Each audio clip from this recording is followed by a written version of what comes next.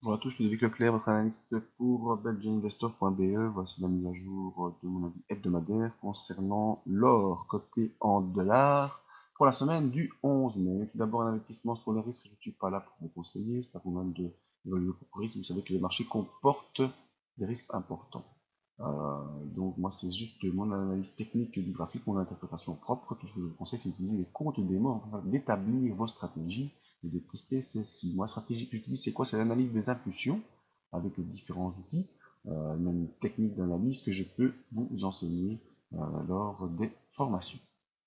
Alors, allons voir ce qui se passe sur notre plateforme LT4 FXM.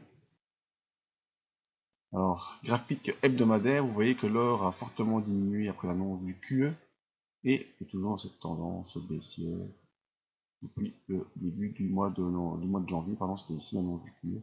Depuis le début du mois de janvier, voilà, on était revenu sur les 1300 et puis bam, le QE, on a tout dégringolé. Pour l'instant, on a une zone de support fort vers les 1150 $, et une zone de résistance importante vers les 1215, 1218, voilà, zone de support, zone de résistance. On est pour l'instant sous les moyennes mobiles, mais vous voyez que celles-ci, depuis des semaines, sont en train de latéraliser. La bande de Bollinger supérieure latéralise, la bande de Bollinger inférieure latéralise aussi. Tout ça latéralise gentiment, tout comme le RSI qui est neutre entre 60 et 40, et le MACD qui passe en dessous de son signal, et ici a fait un faux croisement haussier et pourrait donc accélérer à la baisse. Pour l'instant, c'est pas le cas, on est toujours coincé dans un petit range ici, vous voyez. On a eu la semaine dernière une semaine fortement volatile qui est venue tester les 1216 mais qui a été rejetée. Et ici, on a une petite tentative de retour haussier, mais c'est la M7 hebdomadaire qui nous coince vers les 1197.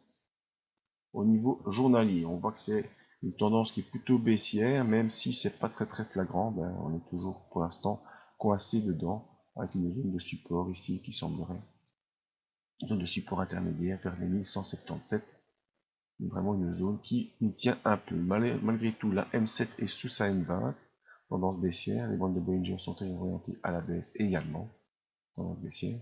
Le MACD est sous son signal sous zéro, tendance baissière légère, et vous voyez que le RSI lui est neutre, donc pas de grosse pression, on est neutre depuis le début du mois d'avril, pas de grosse pression ni haussière ni baissière, ce qui fait que on n'a pas vraiment d'impulsion.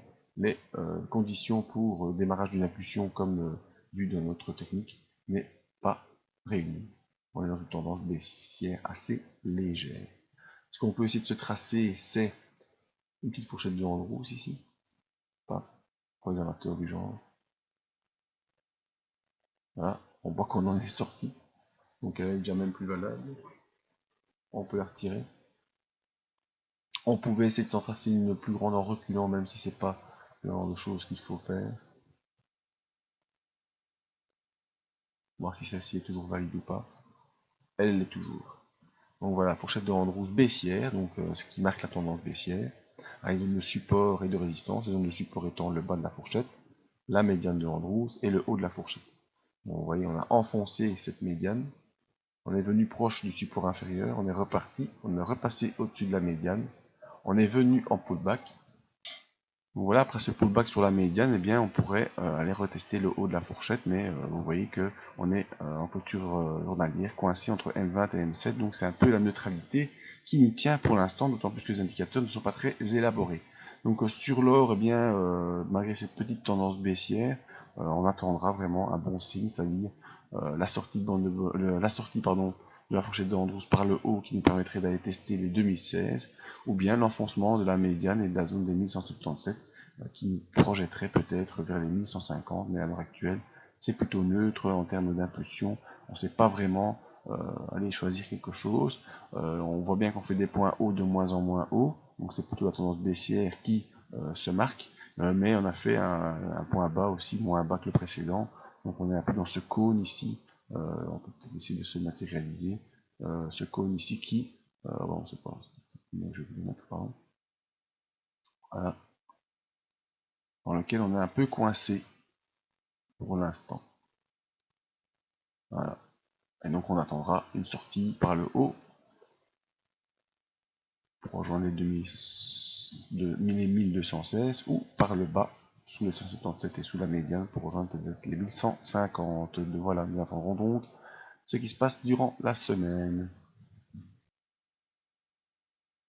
N'oubliez pas, ce mois de mai est le mois promo anniversaire, parce que ça fait 5 ans qu'avec notre méthode Belgian Investor, on essaie de vous éclairer sur l'évolution du marché. Des promos via les partenaires, des promos sous nos abonnements qui utilisent la méthode Belgian Investor par rapport aux actions. On a également un pack formation sur la méthode Belgian Investor qui sortira cette semaine, pour toute la fin mai. Tous les moyens de nous contacter via le site, via l'adresse email ou Facebook, Twitter, mais le plus important, je pense, si vous ne voulez rien rater, c'est de venir sur le site belgianinvestor.be et en bas de page, vous inscrire dans la mailing list afin de recevoir dans votre boîte email toutes les news par rapport à nos annonces. Merci à tous et je vous dis à tout bientôt.